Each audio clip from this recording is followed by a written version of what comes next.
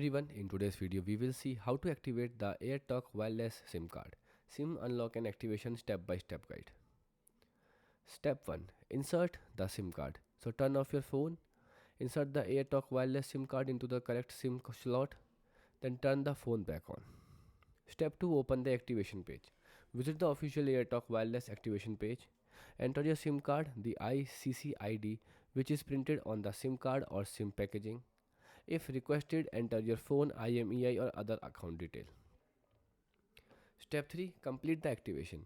If you are transferring or porting your existing phone number, provide your previous carrier. You can simply select account number, transfer pin, billing zip code if requested, and confirm the activation request. The step 4. Restart your phone.